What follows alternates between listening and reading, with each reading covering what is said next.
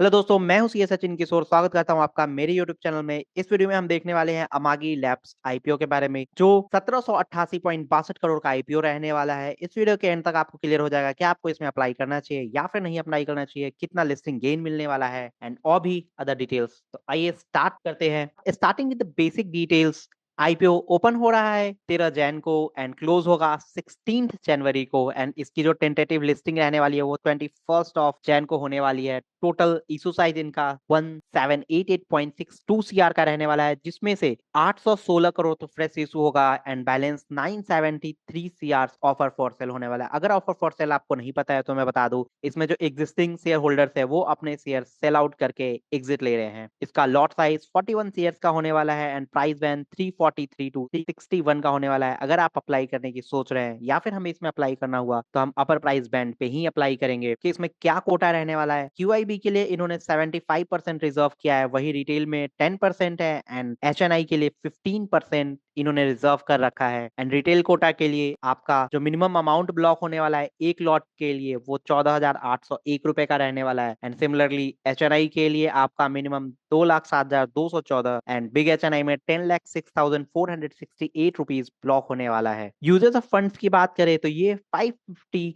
CR use करने वाले हैं investment in technology and cloud infrastructure में। एंड जो बैलेंस है वो inorganic growth through identified and general corporate purposes के लिए इन्होंने एज सच मेंशन किया हुआ है। तो ये तो थी बेसिक डिटेल। लेट्स सी कि अमागी मीडिया लिमिटेड करती क्या है।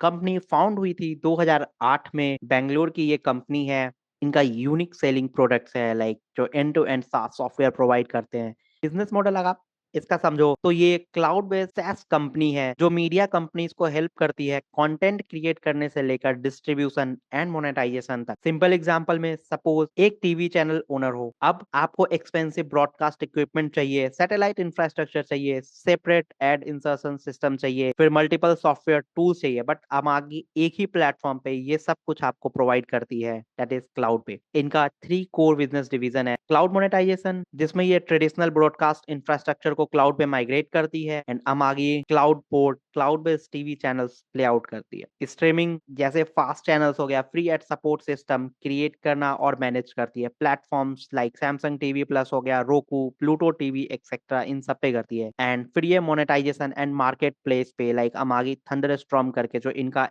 एआई पावर्ड एड इंसर्शंस है, प्रोग्रामेटिक एडवर्टाइजिंग हो गया, रेवेन्यू ऑप्टिमाइजेशन, ये चीजें ये करते हैं। कुछ अमागी के like comprehensive cloud based projects भी हैं, सर्विसेज डिजाइन जो इन्होंने कर रखे हैं टीवी ब्रॉडकास्टर्स के लिए, कंटेंट ओनर्स के लिए एंड स्ट्रीमिंग प्लेटफॉर्म्स के लिए। वो है Amagi cloud port planner, thunderstorm and Amagi on demand fast solutions. इनका जो मेजर रेवेन्यू आता है वो यूएसए से आता है, लाइक 72.86%, जहाँ की ये डोमिनेंट मार्केट प्लेयर है। यूरोप से भी कुछ आता है, एशिया पैसिफिक में भी इनका अराउंड 10% है एंड रेस्ट ऑफ वर्ल्ड में बहुत ही छोटा मोटा है। ये तो थी अमागी मीडिया के बारे में कि आखिर ये कैसे आपको आपके टीवी पे जो आप प्रोग्राम देखते हो and cloud based channels 100+ countries में चल रही है।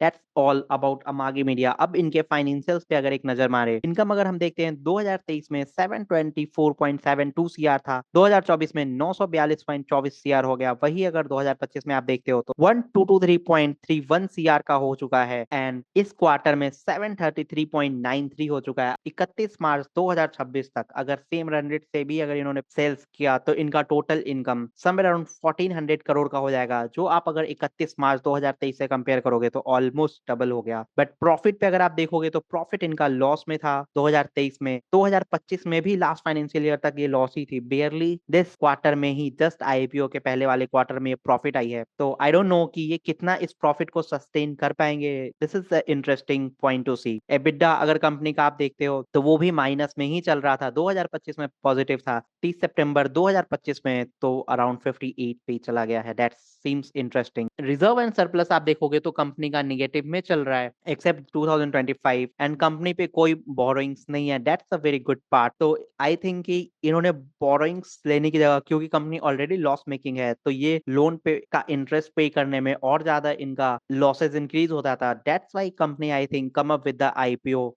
जिससे कि वो अपना लॉस सेट ऑफ कर सके। जो इनका ईयर टू ईयर बर्न चल रहा है उस बर्न को समहाउ सेट ऑफ करके and I guess existing investors को एग्जिट भी दे सके। तो नंबर्स अगर देखते हैं तो ग्रोथ तो एक्सेलेंट देखने को मिलता है, but again profit is game changer. Like अगर आप देखोगे तो एबिटा पॉजिटिव हो गया है, अभी जस्ट नेट प्रॉफिट में भी आए हैं, इन्होंने प्रॉफिट किया है, but still a loss making company. And I don't no इस ईयर के एंड तक ये कितना लॉस करेंगे या फिर ये इसको कंटिन्यू करने वाले हैं लाइक प्रॉफिट को। अगर सेम प्रॉफिट हुआ फिर भी कंपनी समवेयर अराउंड 12 सीआर ही बनाएगी। अगर की परफॉर्मेंस देखते हैं इंडिकेटर्स, तो आप इनका ईपीएस देखोगे तो पोस्ट आईपीओ 0.60 होने वाला है, पी 603 का मांग रहे हैं ये 603.54x। एंड प्रमोटर्स की होल्डिंग, जैसा मैं कह रहा था कि इनके पास कोई बोरिंग्स नहीं है, इसका मतलब तो आप देख सकते हो कि प्रमोटर्स के पास सिर्फ 14% होल्डिंग्स रह जाएगी। इसका मतलब उन्होंने काफी ज्यादा होल्डिंग्स अपनी ऑलरेडी डाइल्यूट कर चुके हैं वो। फ्रॉम वैल्यूएशन पर्सपेक्टिव अगर देखें, जो कंपनी वैल्यू मांग रही है for a loss making company, I don't think कि वैल्यूएशन इज जस्टिफाइड। अगर आप कैसे भी देखते हो तो कंपनी का अभी जो current price to book value है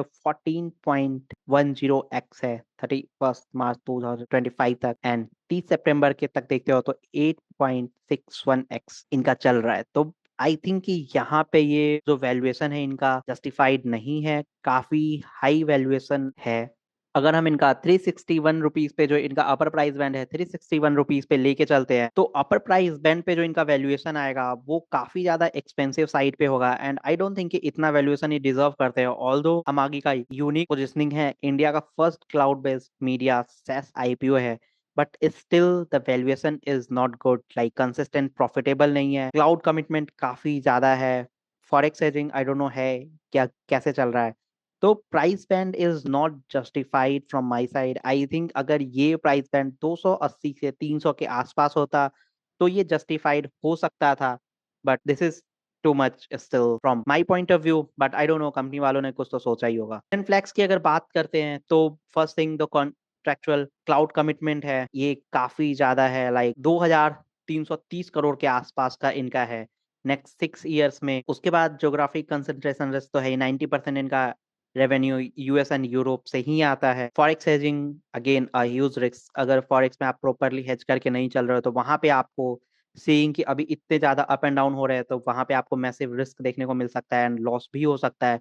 अभी तक कंपनी ने प्रॉफिटेबिलिटी प्रूव नहीं की है, तो again that's again a risk. हो सकता है कि पेटीएम के पाथ पे ये भी चले जाए तो काफी ज्यादा लॉसेस हो सकता है। कंपनी में ऑलरेडी कुछ लिटिगेशंस चल रही हैं, तो from that perspective again huge risk from that side as well. But ये तो थे risk and other details. Let's see कि इसका GMP क्या कहता है। As of now अगर हम इसको समझे कि लिस्टिंग में इन्वेस्ट कर सकते हैं या फिर लॉन्ग टर्म के लिए, तो लॉन्ग टर्म के लिए तो मेरी तरफ से बिल्कुल ही एक बिग नो है। मैं इसमें लॉन्ग टर्म के लिए इन्वेस्ट नहीं कर सकता, क्योंकि लॉस मेकिंग कंपनी जो कि अभी प्रॉफिट में है, valuation is too expensive for me and I don't know ये कंपनी कहाँ जाएगी। तो for long term is a big no. Let's see कि कंपनी का जीएमपी क्या चल रहा है। जीएमपी अगर देखते हैं as of today, GMP is only 10.25%, जो कि एस्टिमेटेड प्रॉफिट अगर आपका 1517 का ही होता है, 1517 रुपए पर लॉट के हिसाब से, तो आई थिंक कि GMP is not very much attractive. तो लिस्टिंग इन पर्सपेक्टिव से भी अगर कोई इन्वेस्ट करना चाह रहा है तो आई डोंट थिंक कि मैं इसमें बिल्कुल भी इन्वेस्ट नहीं करूंगा लिस्टिंग इन पर्सपेक्टिव से भी, क्योंकि आई डोंट सी मच। जो 10% है वो हो सकता है